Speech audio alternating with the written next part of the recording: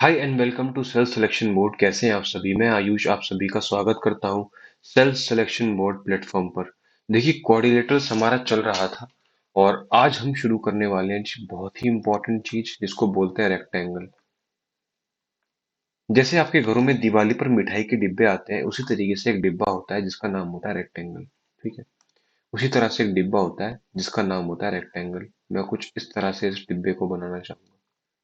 ठीक है। और ये डिब्बा मैं और थोड़ा सा फेयर करना चाहूंगा।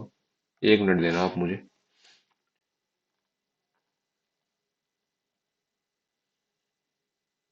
लीजिए। ठीक है। इससे ज्यादा फेयर तो नहीं हो सकता यार। ठीक है। या फिर इससे ज्यादा नहीं होगा। ठीक है। 1 मिनट। हो गया, हो गया, हो गया, हो गया। ठीक है। हुआ। बन गया जी, फिर एक रेक्टेंगल हमारे पास। ठीक है। तो ये रेक्टेंगल है हमारे पास। अगर मैं रेक्टेंगल को नाम देता हूँ ABCD, ABCD, तो आप कहोगे कि मास्टर जी, जो साइड्स हैं इसकी जो साइड्स हैं इसकी, एक साइड होगी L तो एक साइड होगी B, जिसको हम लेंथ और ब्रेथ बोलते हैं। आप कहोगे डायगोनल्स जो होती है वो होती है AC और BD। AC और BD, ये हमारी डायगोनल्स होती है। अगर मैं बात करता हूँ कि इसके कोने कितने कितने एंगल के होंगे, तो सिंपल सी बात है, 90-90 डिग्री के इसके कोने होते हैं। ठीक है, सारे कोने ही 90 डिग्री के होंगे। अब मैं बात करता हूँ ट्राइंगल BDC की। ट्राइंगल BDC की। BDC ट्राइंगल की बात करूं, मेरे को BD निकालना होगा तो पाइथागोरस थ्योरम से मैं निकालूंगा L² + B²। या फिर आप कहोगे BD आपके सामने निकल के आ जाएगा √L² + B²। अच्छा, ये बात सभी को पता होनी चाहिए, ये बात सभी को पता होनी चाहिए कि एरिया होता है रेक्टेंगल का L × B। पेरीमीटर इसका होता है 2 × L + B। इतनी बात सबको पता है। अब डायगोनल की बात करें तो diagonal do not cut at 90 degree, ये 90 डिग्री पर कट नहीं करती। ठीक है। But they bisect each other, ये दो हिस्से ना बराबर हो जाते हैं। ठीक है, दे बाइसेक्ट ईच अदर। और अगर बाइसेक्ट कर रही है ईच अदर, तो ये पॉइंट अगर O हो जाएगा, तो आप कहोगे OA, OB, OC और OD चारों ही बराबर होंगे, डायगोनल के आधे हो जाएंगे जी, L² + B² / 2। इतनी बात सभी को समझ में आ गई होगी, है ना? अगर इतनी बात क्लियर है तो आगे बढ़ते हैं। ठीक है। अच्छा, ये बात देख के बताओ मुझे यहाँ पे। अगले पेज पे आ जाते हैं हम लोग और बनाते हैं एक रेक्टेंगल फिर से।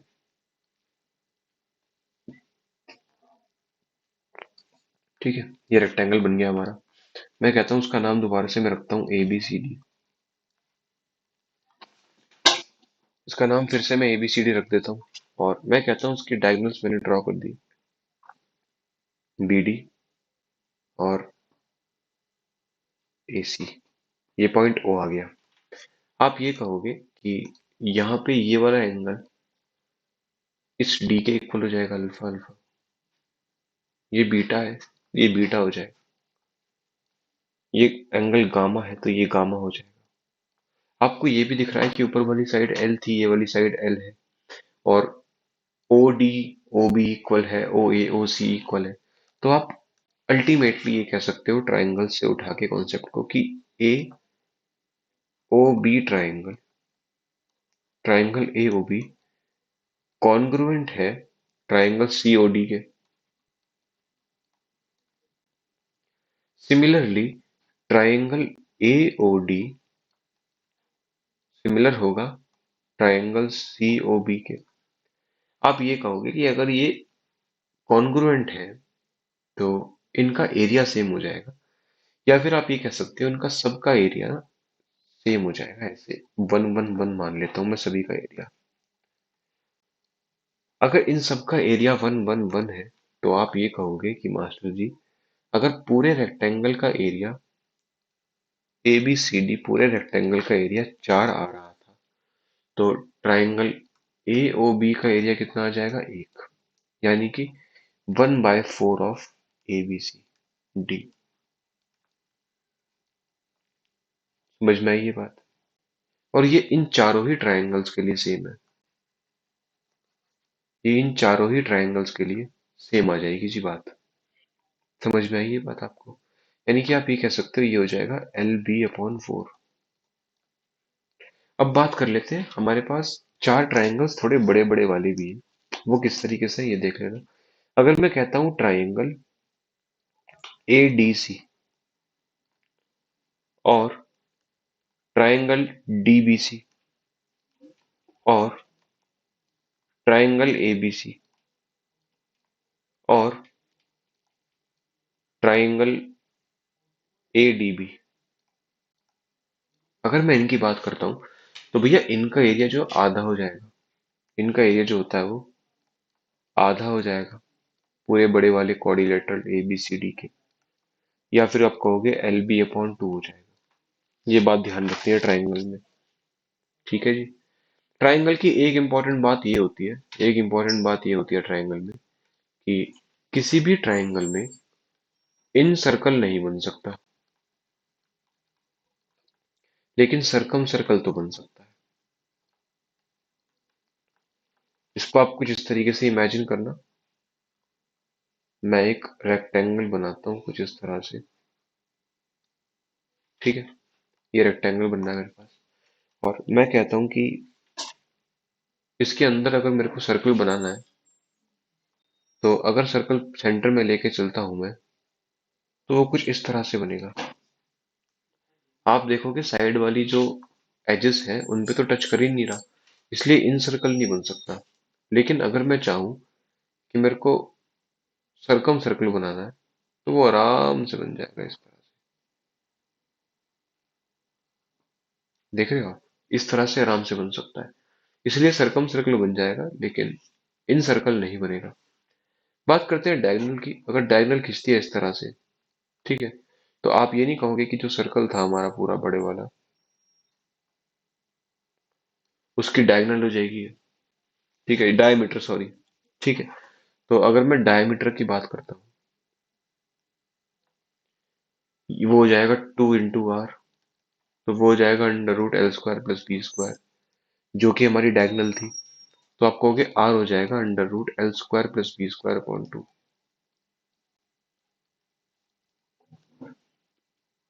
इतनी बात आपको याद रखनी है। ठीक है। अब एक बात और मैं आपको बता दूं, लास्ट चीज है। ठीक है, लास्ट की दो चीजें हैं आपके रेक्टेंगल में आपको जो याद रखनी है। अगर मेरे पास एक रेक्टेंगल है जी इस तरीके से,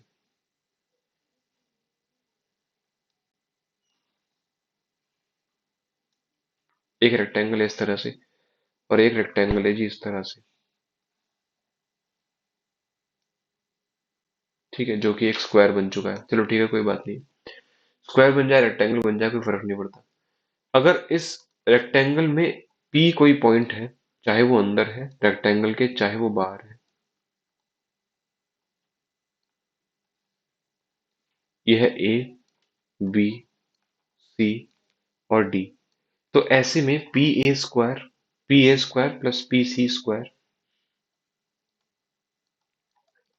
PC² will be equals to PB² + PD²। ये आपको एज इट इज याद रखना है, इस पे क्वेश्चन आते हैं।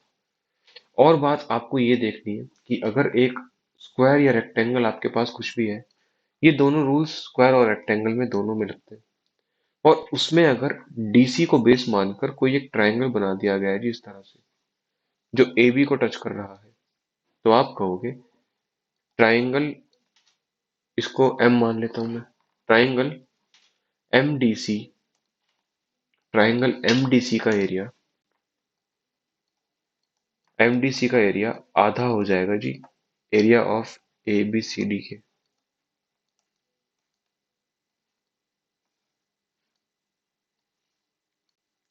ये दोनों चीज रेक्टेंगल प्लस स्क्वायर दोनों में लगती है जी।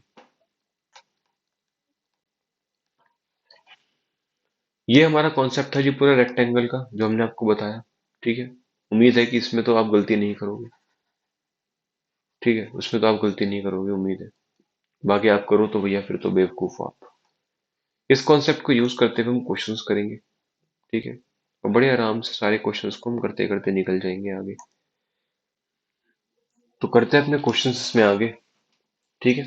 क्वेश्चन पहला देख लेते हैं। मैं क्वेश्चन आपको बोलूंगा और आपको लिखने हैं, ठीक है, क्योंकि आई डोंट हैव एनी, मैं नहीं चाहता कि आप लोग फी पे करने के बाद भी ऐसे क्वेश्चन सॉल्व करो जो बहुत ही बेसिक होते हैं।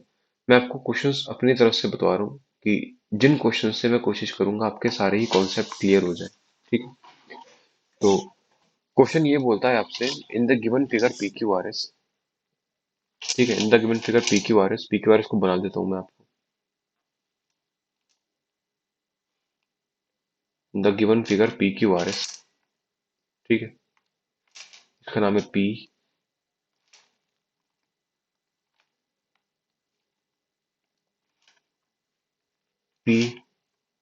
क्यू आर और S.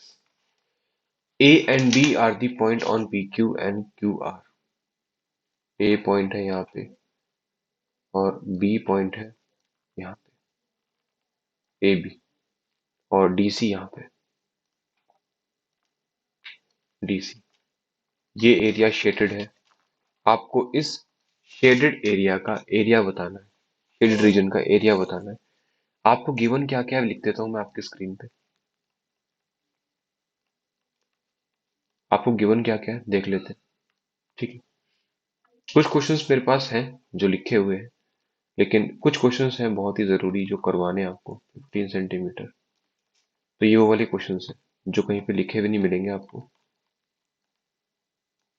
A B, D C is 10 centimetre, और B C is equal to 5 centimetre, D R is equal to 8 centimetre, ठीक है। और आपको एक स्टेटमेंट गिवन है कि length of rectangle P Q R S is 11 centimetre more than its width, ये given है। Then find the area of shaded region. देखो देख लेते हैं क्या क्या गिवन है, हमको लिख लेते हैं उसको। ए क्यू 15 गिवन है, आगे ए बी आपको गिवन है जी कितना, 15। ए बी भी आपको गिवन है, ए क्यू 15 है, ए बी 17 है, ठीक है। डी आर आपको गिवन है 8, डी सी गिवन है 10, और ये 5। अच्छा, अभी देखना आप, ये 8 है, 10 है, ये 6 हो जाएगा, 90 का एंगल बनाते हैं। ये 90 है तो ये 8 हो जाएगा। इधर 6, 8 और 5 यानी कि 14 प्लस 5 19, विड्थ 19 हो जाएगी, तो लेंथ हमारी 19 प्लस 11 यानी कि 30 हो जाएगी। आपको शेडेड पोर्शन का एरिया निकालना है, तो आप पूरे रेक्टेंगल के एरिया में से, पूरे रेक्टेंगल के एरिया में से माइनस नहीं कर दोगे दोनों ट्राइंगल्स को, यानी फिर आप कहोगे half into base into height, half into base into height.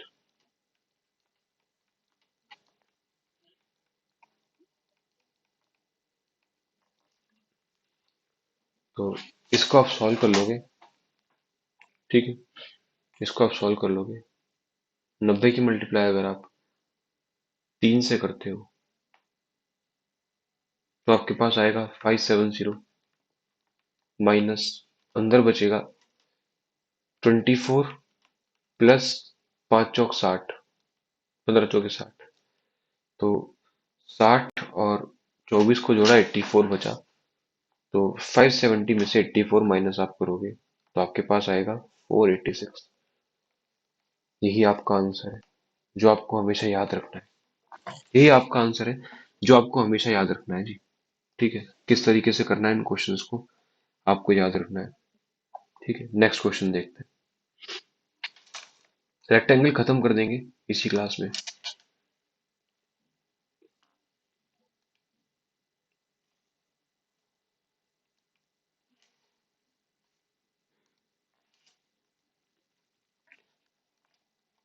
एक रेक्टेंगल है ए बी सी डी, मैं फिगर बना रहा हूँ आपके लिए।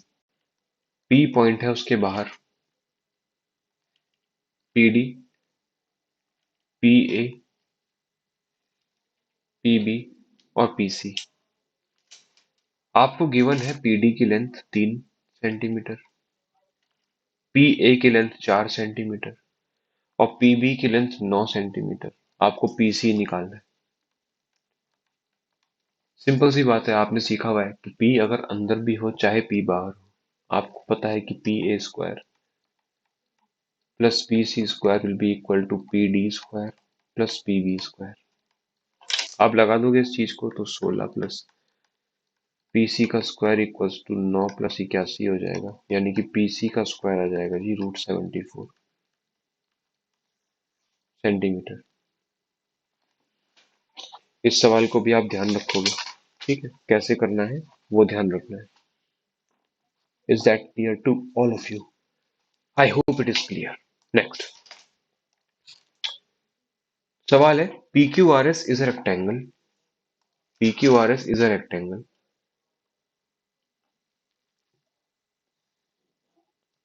ठीक है? P Q R S is a rectangle, बना लेते हैं P Q R S is a rectangle,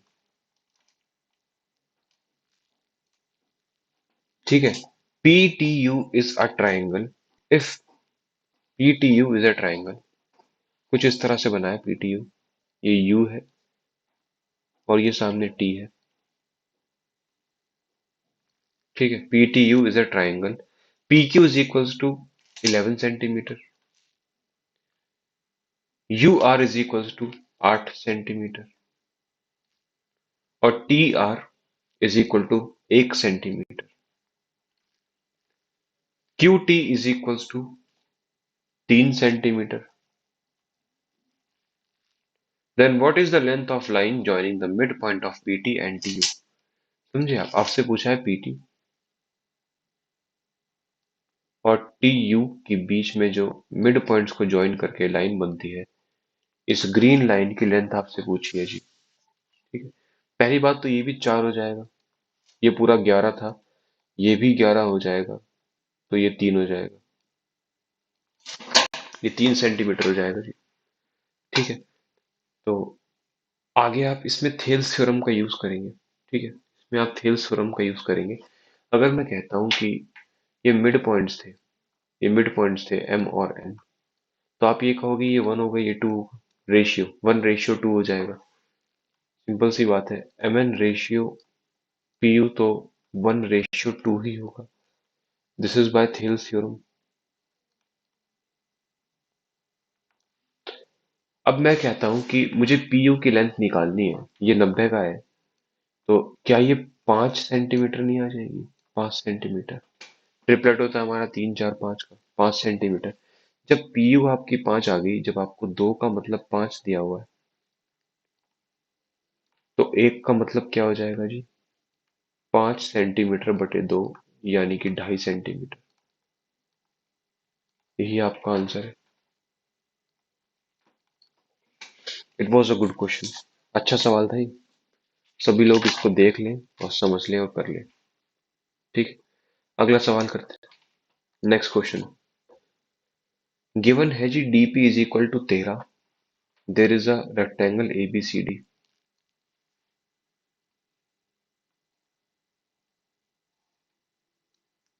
there is a rectangle A B C D,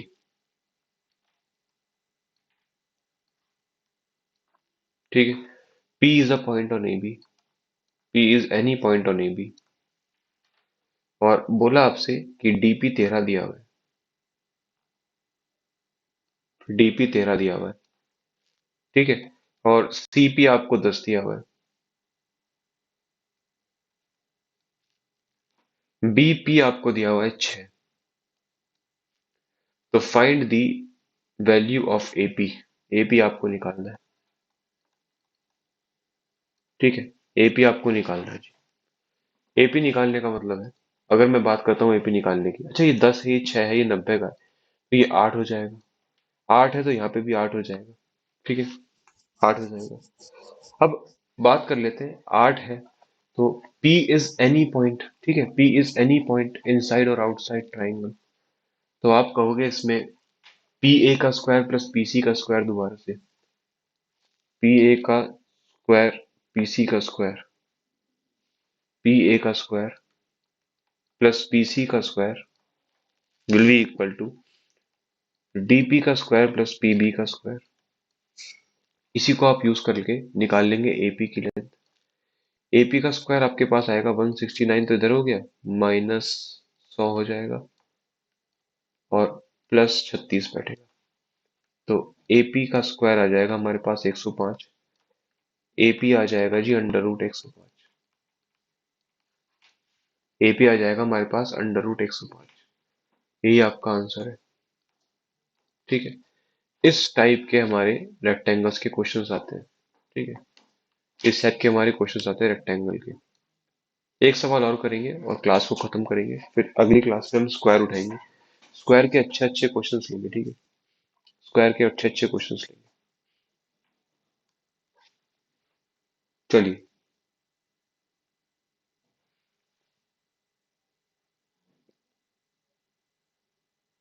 एक रेक्टेंगल है P Q R S. There is a rectangle P Q R S.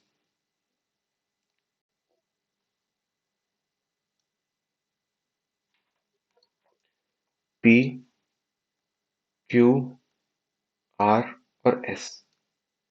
उसने कहा कि T is a point on S R. T is a point on SR such that PQ is 24 and QR is 16। तो उसने आपसे पूछा है find the area of PTQ। PTQ का area आपसे पूछा है। अरे आपको मैंने बता रखा है कि अगर T कोई भी पॉइंट है सामने वाली वर्टेक्स पे और PQ बेस है, तो PTQ का एरिया आधा हो जाएगा PQRS के एरिया से। यानी कि आप ये कह सकते हो PTQ का एरिया हो जाएगा, PTQ का एरिया हो जाएगा हाफ इंटू 16 × 24, 8। 24 × 8 आपके पास बैठेगा 192 सेंटीमीटर स्क्वायर। तो ये थे जी आपके रेक्टेंगल के क्वेश्चंस और रेक्टेंगल का कॉन्सेप्ट। ठीक है। इन्हीं कॉन्सेप्ट से आपके सवाल बनेंगे। रेक्टेंगल में कुछ ज्यादा आपसे नहीं पूछेगा, कहीं पॉइंट दे देगा, कहीं आपको ट्रायंगल बना के दे देगा, यही आपसे पूछेगा वो। ठीक है। तो इसमें गलती नहीं करके आनी है। अगली क्लास में करेंगे हम लोग स्क्वायर। तब तक के लिए ध्यान रखिए अपना। Take care. Bye bye. जय हिंद।